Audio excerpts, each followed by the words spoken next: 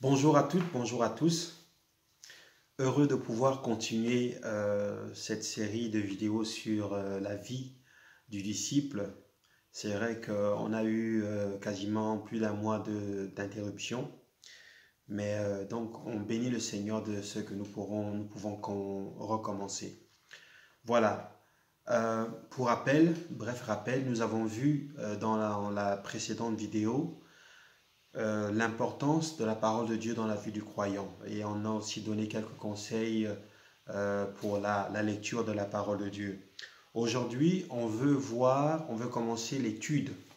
Et pour cela, on va voir quelques méthodes d'étude qui sont accessibles à chacun de nous pour nous permettre de connaître la parole de Dieu. Seigneur, merci pour ces instants que tu nous donnes pour pouvoir partager sur ce thème de la parole de Dieu. Merci de nous assister par ton Esprit Saint dans le nom de Jésus. Amen. Je voudrais faire deux petites remarques qui sont en fait des rappels sur, premièrement, l'importance de consacrer du temps pour étudier. Toute forme d'étude nécessite du temps et l'étude de la parole de Dieu n'est pas déconnectée de cette vérité. Si on veut que l'étude soit profitable, il faut consacrer du temps. Deuxièmement, nous avons besoin aussi de recourir au Saint-Esprit parce que c'est le Saint-Esprit qui a inspiré la parole de Dieu. Et Jésus nous a dit que quand il viendra, le Saint-Esprit nous enseignera toutes choses. Donc, c'est lui l'enseignant par excellence. C'est lui qui va nous permettre de comprendre ce que nous sommes en train d'étudier. Donc, entrons dans le vif de cette vidéo. Je disais qu'on va pouvoir, dans cette vidéo, voir trois ou bien plusieurs méthodologies d'étude. Donc, quand on veut étudier la parole de Dieu, on a plusieurs possibilités. La première possibilité, la première méthode d'étude consiste à faire une étude thématique. Comme le nom l'indique, l'étude thématique consiste à étudier un thème dans toute la Bible, ou bien dans le Nouveau Testament, ou bien dans l'Ancien Testament, ou bien dans un livre. Mais le but, c'est de recueillir tous les versets qui parlent du même thème, de les méditer, de les examiner afin de pouvoir cerner ce thème dans sa globalité. Donc l'étude thématique est importante et aujourd'hui on a pas mal d'outils qui nous permettent de faire des études thématiques. On a des concordances, il y a même des Bibles qui ont des concordances et ou bien on a même Internet, on a des traducteurs, on a plusieurs versions. Donc tous ces outils nous permettent de faire des études en général et des études bibliques thématiques en particulier. Alors, une autre méthode d'étude, c'est l'étude biographique. Comme le nom l'indique aussi, l'étude biographique consiste à étudier un personnage de la Bible. Par exemple, si vous voulez faire une étude de David, sur le personnage de David, ça consiste à recueillir toutes les informations sur David aussi.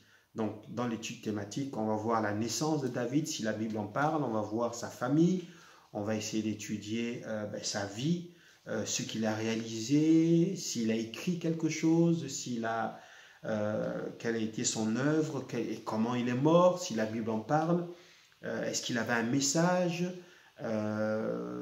et quels sont les principaux enseignements qu'on peut tirer de la vie de ce personnage. Donc l'étude biographique est aussi une étude qui nous enrichit, qui enrichit notre culture.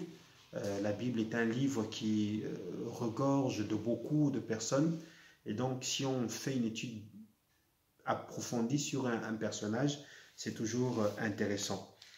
En plus de l'étude biographique, on a l'étude de livres. Donc ici, ce qu'on va chercher quand on fait une étude de livre, on va chercher à connaître premièrement l'auteur de ce livre. Par exemple, la Genèse, c'est le premier des livres. Qui écrit la Genèse? Il s'avère que c'est Moïse qui écrit la Genèse. Donc, on va, en plus de connaître l'auteur de ce livre, on va aussi s'interroger sur le contexte dans lequel ce livre a été écrit. Par exemple, les épîtres. Je prendrai l'épître de Paul, par exemple, aux Éphésiens. C'est un exemple. Quel est le contexte politique? Quel est le contexte géographique? Quel est le contexte social autour de l'apôtre Paul, ou bien de l'Église, ou bien quel est le contexte dans lequel le livre de l'épître de Paul aux Éphésiens a été écrit.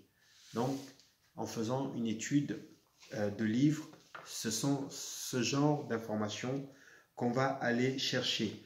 On s'intéresse aussi au destinataire du livre. Je prends un exemple du livre de Lévitique, par exemple.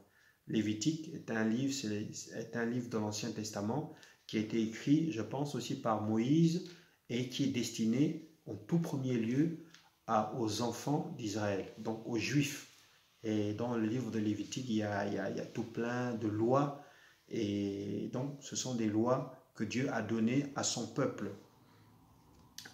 Voilà, sorti d'Égypte. On cherchera aussi à connaître le message, ou les messages, ou la pensée de l'auteur en écrivant ce livre. Parlons du livre de Lévitique, le peuple d'Israël à qui ce livre est destiné. Au départ, c'est un peuple qui est esclave et qui vient de sortir d'Égypte. Quand je dis qu'il vient de sortir, mais qui est sorti d'Égypte, qui a traversé la mer sous le leadership de Moïse. Il arrive dans le désert, et ce peuple va recevoir la loi, les 10 commandements. Et donc, le Lévitique est l'ensemble de toutes les lois que Dieu a adressées à son peuple pour lui montrer comment vivre de la façon dont il voulait que les enfants d'Israël, son peuple, puissent vivre. En fait, les Israélites ne le connaissaient pas en tant que tel. Ils savaient qu'ils étaient descendants d'Abraham, mais chacun vivait un peu à sa façon. Et donc, le livre de Lévitique est un ensemble de lois qui montrent au peuple comment vivre. Et dans ce livre, toutes les fêtes, en fait, la vie en Israël est régie par des lois. Et donc, dans ce livre, on va trouver des lois sur toute la vie et sur toutes les problématiques auxquelles les enfants d'Israël peuvent être confrontés. Donc, c'est important de connaître le message central du livre. Ça, on a pris ici le livre de Lévitique pour montrer. Apocalypse, c'est aussi un livre qui a été écrit par l'apôtre Jean. Mais quel est le but du livre d'Apocalypse? Quel est le message central? À qui s'adresse ce livre?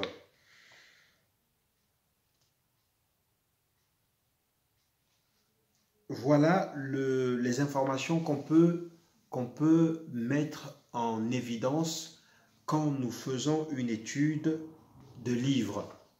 Donc, ça nous permet d'avoir une connaissance, encore une fois, une connaissance assez générale sur le livre, et donc ça enrichit notre culture biblique.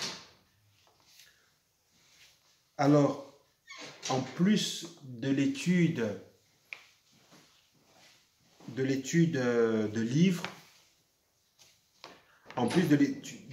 livres, nous pouvons aussi avoir à faire une étude de passages importants. Ça dépend un peu de chacun. Quelqu'un peut se dire, je voudrais faire une étude sur la crucifixion de Jésus, par exemple. Donc là, on voit que c'est un épisode, c'est un passage qui revient dans les 3 évangiles, même dans les évangiles, pardon. Et donc, quelqu'un peut se dire, moi, je vais faire une étude sur cette partie de la Bible. Ou bien, je vais étudier un chapitre. Je vais étudier Jean chapitre 17. qui montre la prière de Jésus pour ses disciples. Donc, c'est aussi une façon d'étudier la Bible. Donc, alors, je vais résumer cette vidéo en rappelant des informations importantes. Pour étudier la Bible, on a 4 possibilités. Il y en a certainement d'autres, mais ici, je vous présente 4. Premièrement, on peut faire une étude du thème. Deuxièmement, on peut étudier un personnage, c'est l'étude biographique. Troisièmement, on peut faire une étude de livres. Et quatrièmement, on peut étudier un verset, un chapitre, un paragraphe, ou bien une partie importante que nous estimons importante pour nous. Voilà, donc cette vidéo s'achève là et j'espère qu'elle vous a apporté encore une connaissance supplémentaire et je prie pour que vous puissiez vous astreindre à pratiquer parce que c'est le but. Permettez-moi de prier. Seigneur Jésus, nous te bénissons pour ces quelques minutes passées ensemble sur cette thématique de l'étude. Permet que ce qui a été partagé puisse apporter un plus dans la vie de chacun des personnes qui ont regardé cette vidéo et surtout que ça les motive à mettre en pratique ce qu'ils ont appris dans le nom de Jésus. Nous avons prié. Amen. Au revoir.